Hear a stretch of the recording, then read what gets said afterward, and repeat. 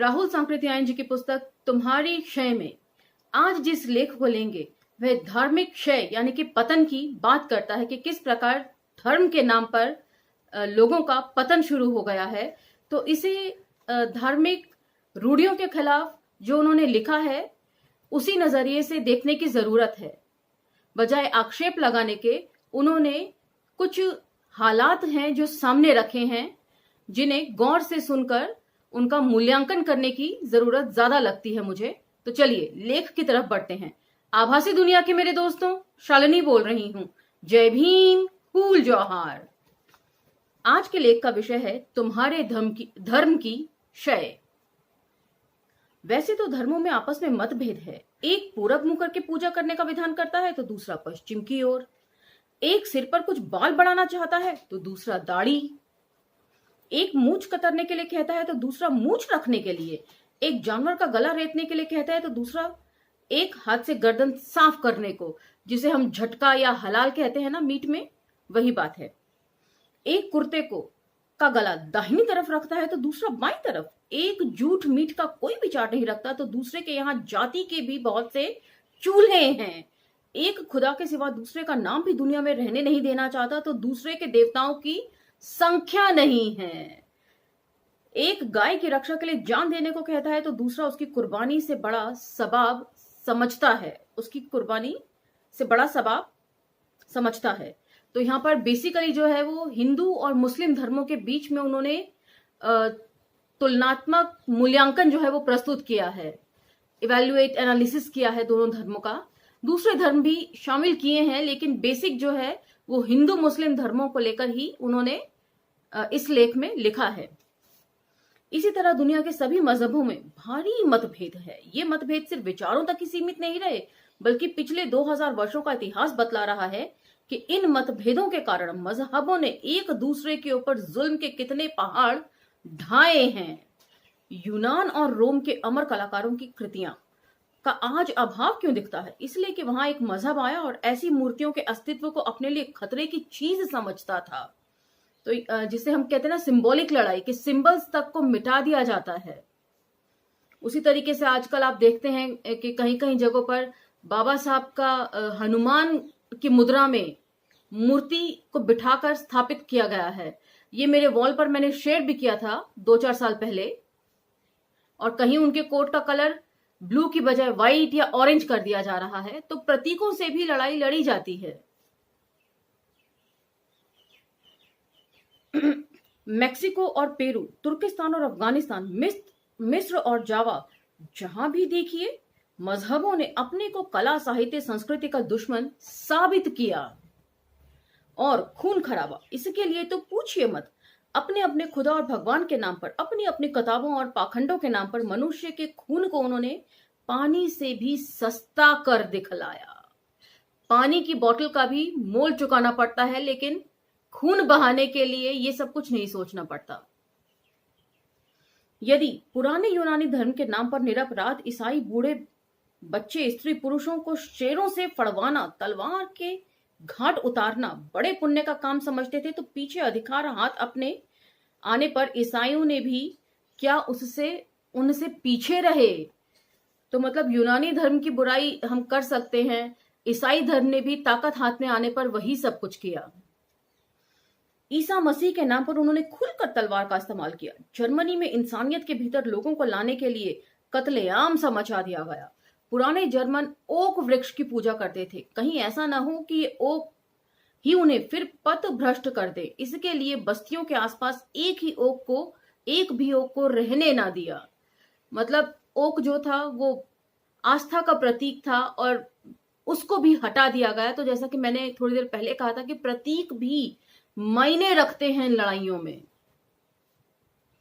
Pope और पेत्रयार्क इंजील और ईसा के नाम पर प्रतिभाशाली व्यक्तियों के विचार स्वातंत्र्य को आग और लोहे के जरिए से दबाते रहे। जरा सा विचार भेद के लिए कितनों को चरखी से दबाया गया, कितनों को जीते जी आग में जलाया गया। हिंदुस्तान की भूमि ऐसी धार्मिक मतांधता का कम शिकार नहीं रही है। इस्लाम के आने से पहले भी क्या मजहब ने मंत्र के बोलने और सुनने वालों के मुंह और कानों में पिघले रांगे और लाख को नहीं भरा? तो ये एक बेहद महत्वपूर्ण बात है। आज जो वैमनस्य फैला हुआ है धर्म के नाम पर, हिंदू मुस्लिम को आपस में लड़वाया जा रहा है, तो उसके लिए बहुत अच्छी बात यहाँ पर राहुल सांकृत्यायन जी कह रहे हैं कि इस्लाम धर्म से पहले भी ये सब कुछ होता था, इस्लाम तो बाद में आया, लेकिन ये सब चीजें शुरू से ही प्रचलन में थी। तो इसीलिए जो लोग हिंदू अपने आप को समझकर मुसलमानों का कत्लेआम करते हैं, उन्हें एक बार पुनः विचार कर लेना चाहिए। शंकराचार्य ऐसे आदमी जो कि सारी शक्ति लगा गला फाड़ फाड़ कर यही चिल्लाते रहे कि हम सभी ब्रह्म हैं, ब्रह्म से भिन्न सभी चीजें झूठी हैं, तथा रामानुज और दूसरों के भी दर्शन जबानी जमा खर्च से आगे नहीं बढ़े, बल्कि सारी शक्ति लगाकर शूद्रों और दलित को नीचे दबा रखने में उन्होंने कोई कोर कसर नहीं उठा रखी थी। और इस्लाम के आने के बाद तो हिंदू धर्म और इस्लाम के खुरेज झगड़े आज तक चल रहे हैं। तो ये 40 के दशक की बात है और आज हम 2022 के दशक में जी रहे हैं, लेकिन आज भी वही सब कुछ है जो इस लेख में लिखा हुआ है। उन्होंने तो हमारे देश को अब तक नरक बना रखा है। कहने के लिए इस्लाम शक्ति और विश्व बंधुत्व का धर्म कहलाता है, हिंदू धर्म ब्रह्म ज्ञान और सहिष्णुता का धर्म बतलाया जाता है, किंतु क्या इन दोनों धर्मों ने अपने इस दावे को कार्य रूप में परिणत करके दिखलाया? मतलब कहने के लिए कुछ और करने के लिए कुछ और। कथनी और करनी में दोनों धर्मों की बहुत फर्क है। हिंदू मुस्लिमों पर दोषारोपण लगाते हैं, ये बेगुनाहों का खून करते हैं, हमारे मंदिरों और पवित्र तीर्थों को भ्रष्ट करते हैं, हमारी स्त्रियों को भगा ले जाते हैं, लेकिन झगड़े में क्या हिंदू बेगुनाहों का खून बहाने करने से बाज आते हैं? चाहे आप कानपुर के हिंदू मुस्लिम झगड़े को ले लीजिए या बनारस के, इलाहाबाद के या आगरा के, सब जगह देखेंगे कि हिंदू और मुसलमानों के छुरे और लाठियों के शिकार हुए निरपराध अजनबी स्त्री पुरुष, बूढ़े, बच्चे, गांव या दूसरे मोहल्ले का कोई अभागा आदमी अनजाने से उस रास्ते पर आ गुजरा और कोई पीछे से छुरा घोंपकर चंपत हो गया। तो दोनों धर्मों की कलई खोलकर वे रख रहे हैं कि बेगुनाहों का खून बहाने में दोनों ही धर्म के ठेकेदारों ने कोई कसर नहीं छोड़ी। सभी धर्म दया का दावा करते हैं, लेकिन हिंदुस्तान के इस धार्मिक झगड़ों को देखिए तो आपको मालूम होगा कि यहाँ मनुष्यता पनाह मांग रही है। निहत्थे बूढ़े और बूढ़ियों ही नहीं, छोटे छोटे बच्चे तक मार डाले जाते हैं। अपने धर्म के दुश्मनों को जलती आग में फेंकने की बात अब भी देखी जाती है और अब भी देखी जाती है। कुछ साल पहले की ही बात है कि हरियाणा के गांव कौन सा था मुझे याद नहीं आ रहा इस वक्त, छोटे बच्चों तक को सोते हुए जला दिया गया था दलित बस्तियों में।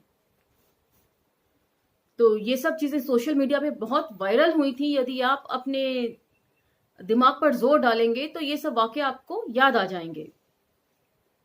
एक देश और एक खून मनुष्य को भाई भाई बनाते हैं। खून का नाता तोड़ना अस्वाभाविक है, लेकिन हम हिंदुस्तान में क्या देखते हैं?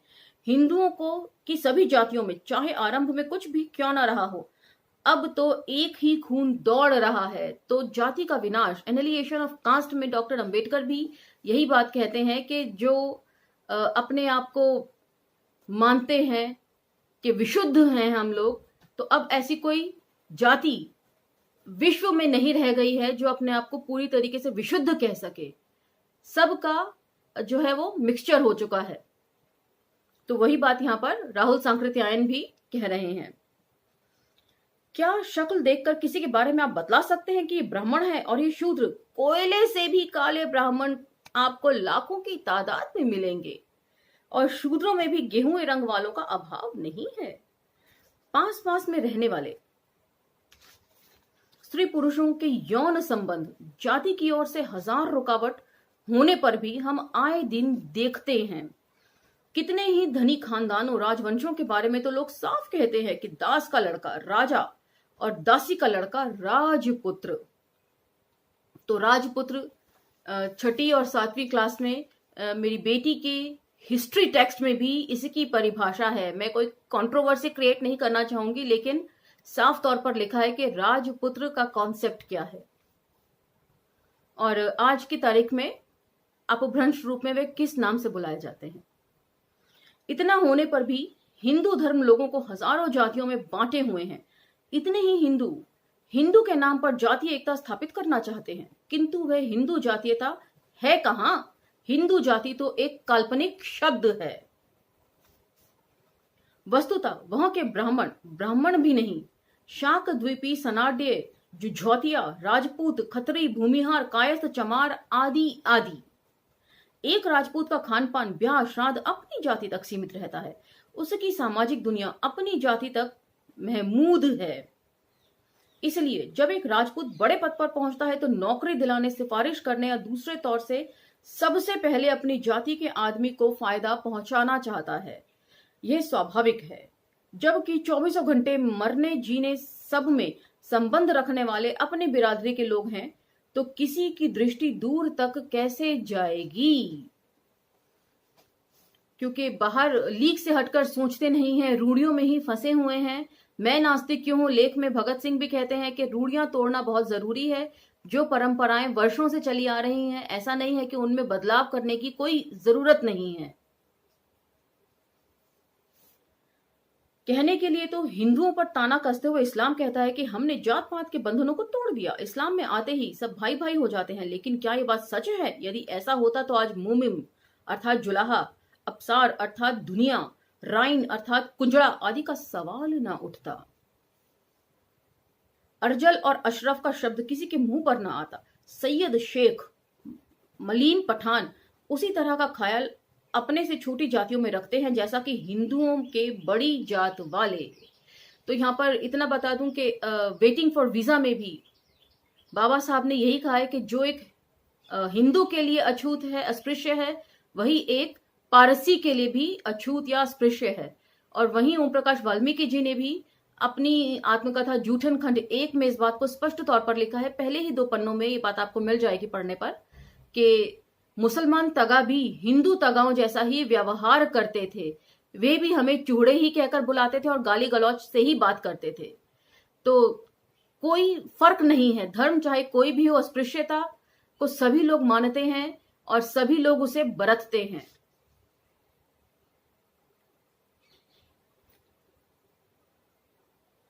लेकिन सवाल तो है, सांस्कृतिक और आर्थिक क्षेत्र में इस्लाम की बड़ी जातों ने छोटी जातों को क्या आगे बढ़ने का कभी मौका दिया?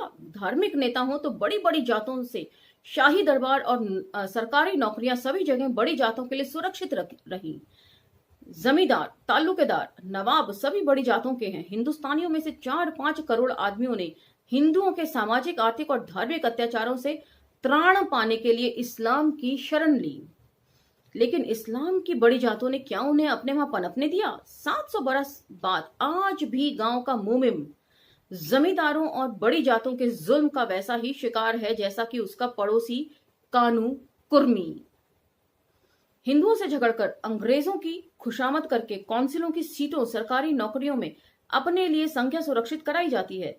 लेकिन जब उस संख्या को अपने भीतर वितरण करने का अवसर आता है, तब उसमें से प्रायः सभी को बड़ी जात वाले सैयद और शेख अपने हाथ में ले लेते हैं। 60-60, 70-70% संख्या रखने वाले मोमिम और अंसार मुंह ताकते रह जाते हैं। बहाना किया जाता है कि उसमें उतनी शिक्षा नहीं जितनी 700 और 7000 बाद भी यदि वे शिक्षा में इतने पिछड़े हुए हैं तो इसका दोष किसके ऊपर है? उन्हें अब शिक्षित होने का अवसर दिया गया। उन्हें कब शिक्षित होने का अवसर दिया गया? जब पढ़ाने का अवसर आया, छात्रवृत्ति देने का अवसर आया, तो ध्यान अपने भाई बंधुओं की तरफ चला गया। मोमिम और अंसार बावर्ची और चपरासी, खिदमतगार और हुक्का बदार के काम के लिए बने हैं। उनमें से कोई यदि शिक्षित भी हो जाता है तो उसकी सिफारिश के लिए अपनी जाति में तो वैसा प्रभावशाली व्यक्ति है नहीं, और बाहर वाले अपने भाई बंधु को छोड़कर उन पर तरजीह क्यों देने लगे? नौकरियों और पदों के लिए इतनी दौड़ धूप, इतनी जद्दोजहद सिर्फ खिदमत कौम और सेवा, देश सेवा के लिए नहीं है। यह है रुपयों के लिए, इज्जत और आराम की जिंदगी बसर करने के लिए। तो काफी बारीकी से सामाजिक अध्ययन उन्होंने किया है और उन्होंने उसके बाद ये लेख लिखा है। तो धर्म कोई भी हो, छोटी बड़ी जात सब में है। यहाँ तक कि ईसाई धर्म वाले भी इन सब चीजों को प्रोटेक्ट करते हैं। मैं फिल्मों की बहुत शौकीन रही हूं और अक्सर उदाहरण के तौर पर मैं फिल्मों का एग्जाम्पल आप लोगों से शेयर करती हूं। तो 2 फिल्में हैं जो मैं आपको बताती हूं जिन्हें आप देख सकते हैं। एक है मिथुन चक्रवर्ती स्टारर मृग्या, जो आदिवासियों के ऊपर बनी हुई है, उसे आप देख सकते हैं। और दूसरी है मैसी साहब, जिसमें रघुवीर यादव थे और अरुंधति रॉय थी। ये दोनों ही फिल्में आप देखकर सामाजिक ताने बाने को समझ सकते हैं कि अंग्रेजों माफ कीजिएगा, अंग्रेजों ने भी अपनी हुकूमत में किस तरीके से जो अपर कास्ट लोग हैं, जो रसूख वाले हैं, उन्हीं का साथ दिया है। हिंदू और मुसलमान फर्क धर्म रखने के कारण क्या उनकी अलग अलग जाति हो सकती है? उनकी नसों में उन्हीं पूर्वजों का खून बह रहा है जो इसी देश में पैदा हुए और पले। फिर दाढ़ी और चुटिया, पूरब और पश्चिम की नमाज क्या उन्हें अलग कौम साबित कर सकती है? क्या खून पानी से गाढ़ा नहीं होता? फिर हिंदू और मुसलमान के फर्क से बनी इन अलग अलग जातियों को हिंदुस्तान से बाहर कौन स्वीकार करता है? जापान में जाइए या जर्मनी, ईरान जाइए या तुर्की, सभी जगह में हिंदी और इंडियन कहकर पुकारा जाता है। जो धर्म भाई को बेगाना बनाता है, ऐसे धर्म को धिक्कार। जो मजहब अपने नाम पर भाई का खून करने के लिए प्रेरित करता है, उस मजहब पर लानत। जब आदमी चुटिया काट दाढ़ी बढ़ाने भर से मुसलमान और दाढ़ी मुड़ा चुटिया रखने मात्र से हिंदू मालूम होने लगता है, तो इसका मतलब साफ है कि ये भेद सिर्फ बाहरी और बनावटी है। एक चीनी चाहे बौद्ध हो या मुसलमान, ईसाई हो या कन्फ्यूसी, लेकिन उसकी जाति चीनी रहती है। एक जापानी चाहे बौद्ध हो या शिंतो धर्मी, लेकिन उसकी जाति जापानी रहती है। एक ईरानी चाहे मुसलमान हो या जरतुस्त, किंतु वह अपने लिए ईरानी छोड़ दूसरा शब्द स्वीकार करने के लिए तैयार नहीं। तो हम हिंदियों के मजहब को टुकड़े टुकड़े में बांटने को क्यों तैयार हैं? और इस नाजायज हरकतों को हम क्यों बर्दाश्त करें?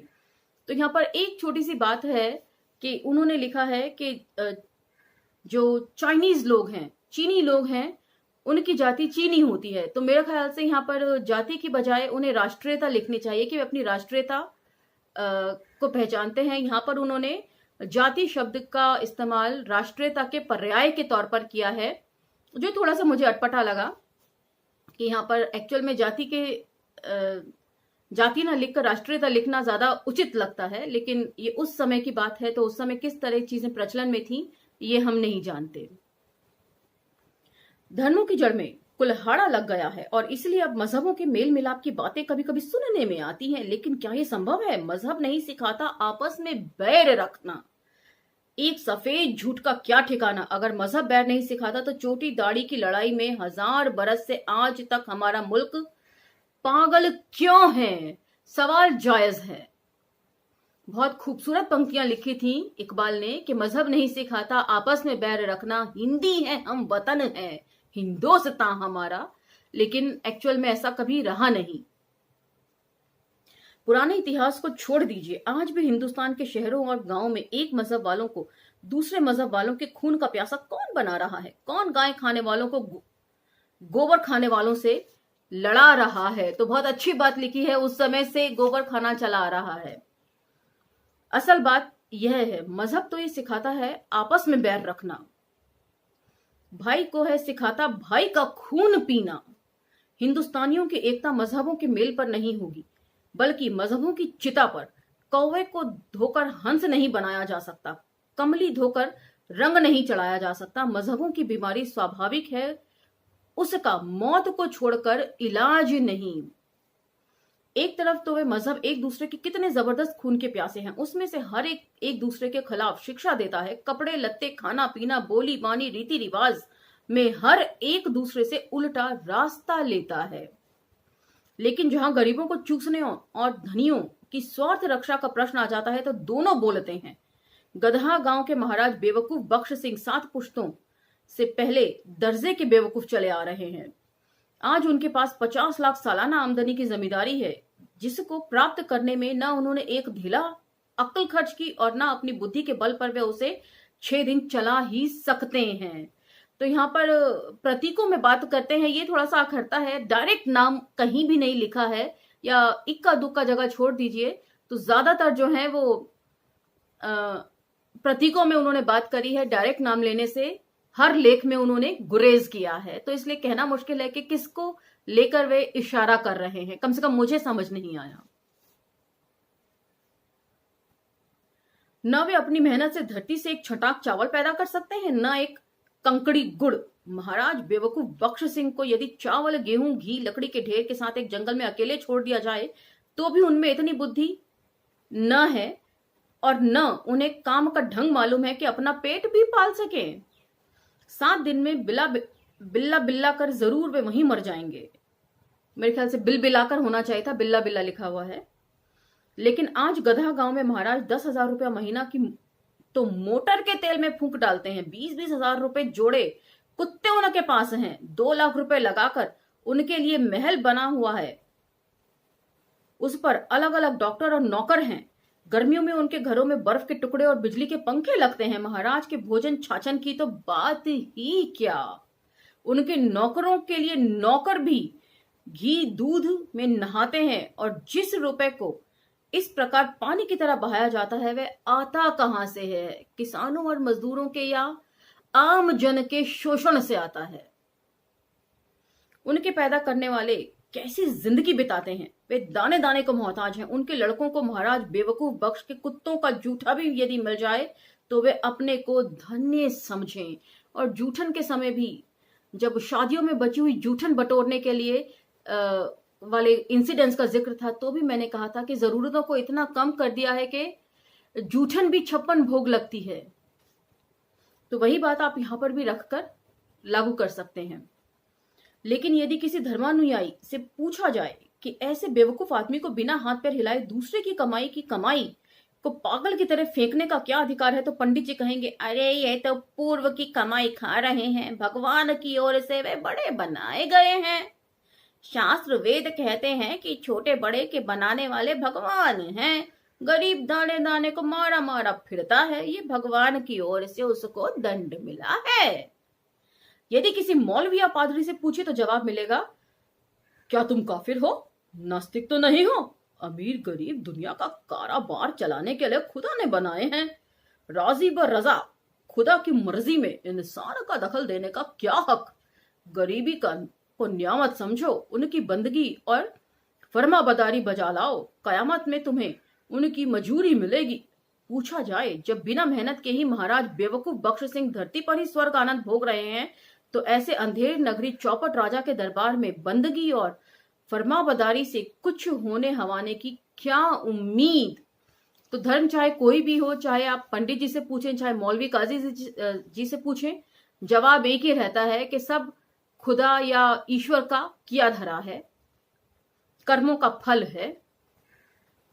उल्लू शहर के नवाब अब एक और उदाहरण दे रहे हैं, और ये भी मेरी समझ से परे है कि वे किस पर आक्षेप कर रहे हैं। उल्लू शहर के नवाब नामाकुल खां भी बड़े पुराने रईस हैं, उनकी भी जमींदारी है और ऐशो आराम में बेवकूफ बख्श सिंह से कम नहीं है। उनके पाखाने की दीवारों में अतर चुपड़ा जाता है, फ्रेग्रेंस सेंट, और गुलाब जल से उसे धोया जाता है। सुंदरियों और हुस्न की परियों को फंसा लाने के लिए उनके सैकड़ों आदमी देश विदेशों में घुमा करते हैं। यह परियां एक ही दीदार में उनके लिए बासी हो जाती हैं। 50 हकीम, डॉक्टर और वैद्य उनके लिए जौहर, कुश्ता और रसायन तैयार करते रहते हैं। 2-2 साल की पुरानी शराबें पेरिस और लंदन के तहखानों से बड़ी बड़ी कीमत पर मंगाकर रखी जाती हैं।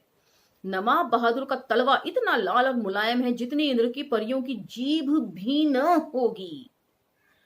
उनकी पाश्विक काम वासना की तृप्ति में बाधा डालने के लिए कितने ही पति तलवार की घाट उतारे जाते हैं, कितने ही पिता झूठे मुकदमों में फंसाकर कैद खानों में सड़ाए जाते हैं।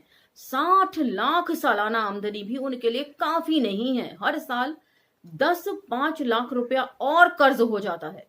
आपको GCSI, GCIE, फरजिंद खां फिरंग आदि बड़ी बड़ी उपाधियां सरकार की ओर से मिली हैं। तो ये कौन है मैं नहीं पहचान पा रही हूं। वायसराय के दरबार में सबसे पहले कुर्सी इनकी होती है और उनके स्वागत में व्याख्यान देने और अभिनंदन पत्र पढ़ने का काम हमेशा उल्लू शहर के नवाब बहादुर और गदहा गांव के महाराज बहादुर को मिलता है। छोटे और बड़े दोनों लाट इन दोनों रईसुल अमरा की बुद्धिमानी, प्रबंधता की योग्यता और रियाया परवरी की तारीफ करते नहीं अघाते। तो चाहे कोई भी हो, किसी भी धर्म में हो, जो उच्च जाति के लोग हैं वही सब जगह कब्जा करके बैठे हुए हैं, सीधे तौर पर राहुल सांकृत्यायन जी बता रहे हैं। नवाब बहादुर की अमीरी को खुदा की बरकत और कर्म का फल कहने में पंडित और मौलवी, पुरोहित और पादरी सभी की एक राय है। रात दिन आपस में तथा अपने अनुयायियों में खूब खून खराबी का बाजार करने वाले अल्लाह और भगवान यहाँ बिल्कुल एक मत रखते हैं। वेद और कुरान, इंजील और बाइबल की इस बारे में सिर्फ एक ही शिक्षा है। खून चूसने वाली इन जोगों के स्वार्थ की रक्षा ही मानो इन धर्मों का कर्तव्य हो। धर्म देखने में अलग अलग लग सकते हैं, अलग अलग शिक्षाएं हम उनकी बोलते हैं, लेकिन सभी धर्म तो ईश्वर के पास आपको ले जाते हैं, मनुष्य से प्यार करने की बात करते हैं। लेकिन जहां अपना उल्लू सीधा करना हो तो वहां ये सब कुछ कर्म के ऊपर डाल देते हैं कि तो आपके पुराने कर्मों का फल है। यदि जहां पर पुनर्जन्म का कॉन्सेप्ट ना भी हो तो भी वे यही कहते हैं कि आपने ये तो अल्लाह ऐसे ही चाहता था, अल्लाह ने आपको इस तरीके से बनाया है, या ईसा मसीह का नाम लेकर भी यही सब बातें वे कहते हैं। और मरने के बाद भी बहिष्ट और स्वर्ग के सबसे अच्छे महल, सबसे सुंदर बगीचे, सबसे बड़ी आंखों वाली हूरें और अप्सराएं, सबसे अच्छी शराब और शहद की नहरें उल्लू शहर के नवाब बहादुर और गदहा गांव के महाराज और उनके भाई बंधुओं के लिए रिजर्व है, क्योंकि उन्होंने 2-4 मस्जिदें, 2-4 शिवालय बना दिए हैं। कुछ साधु फकीर और ब्राह्मण मुजावर रोजाना उनके यहाँ हलवा पूड़ी कबाब पुलाव उड़ाया करते हैं। गरीबों की गरीबी और दरिद्रता की जीवन की कोई बदला नहीं है। हाँ, यदि वे हर एकादशी के उपवास, हर रमजान के रोजे तथा सभी तीर्थ व्रत, हज और जियारत बिना नागा और बिना बेपरवाही से करते रहें, अपने पेट को काटकर यदि पंडे मुजावरों का पेट भरते रहें, तो उन्हें भी स्वर्ग और बहिष्त के किसी कोने की कोठरी तथा बची खुची हूर अप्सरा मिल जाएगी।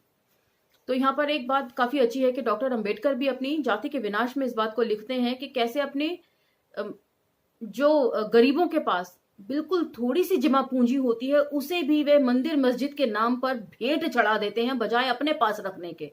धर्म का कारोबार इस प्रकार फल फूल रहा है, और पंडितों और मौलवियों का किस कदर आम जन पर पकड़ मजबूत है, इस बारे में जब हम जाति का विनाश पढ़ेंगे तो हम इन सब चीजों की चर्चा करेंगे और राहुल सांकृत्यायन जी के इस लेख को भी कंसिडरेशन मिलेंगे।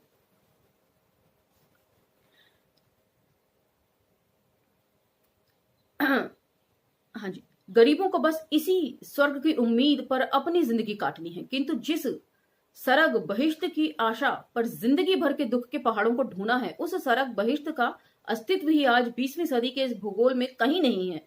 पहले जमीन चपटी थी, सरग इसके उत्तर के उन 7 पहाड़ों और 7 समुद्रों के पार था।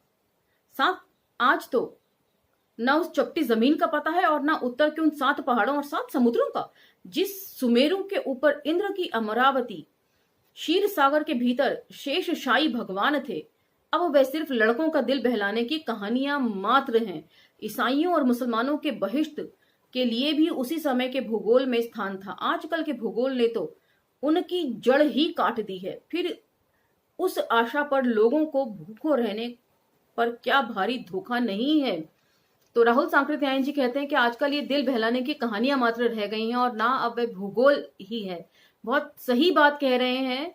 विज्ञान ने ये साबित कर दिया है कि जमीन चपटी नहीं थी, तो अब कौन से स्वर्ग की तलाश और है? कौन सी हूरें 7 समंदर पार और 7 पहाड़ों के पार जाकर आपको मिलने वाली हैं? तो ये बहुत अच्छी बात यहां पर कह रहे हैं कि साइंटिफिक सोच के साथ आपको आगे बढ़ना होगा। लेकिन आजकल यदि आप अपने आसपास भी देखें तो व्रत, तीज, त्योहार और धार्मिक कट्टरता इतनी ज्यादा बढ़ गई है कि ये पढ़े लिखे लोगों में सबसे ज्यादा है। पढ़ने लिखने और साइंस पढ़ने वाले भी इसकी चपेट में हैं। तो किस प्रकार की शिक्षा हमें दी जा रही है, किस प्रकार की शिक्षा हम पा रहे हैं, इसके ऊपर भी ध्यान रखना होगा। तो इसी के साथ ये लेख समाप्त होता है। अगले लेख में आपसे फिर भेंट होगी। तब तक आज्ञा दीजिए और लाइक, शेयर, सब्सक्राइब करते रहिए। अंबेडकर नामा के साथ साथ बहुजन विजडम और अंबेडकर नामा ग्लोबल पर भी हमसे जुड़ना ना भूलें। धन्यवाद।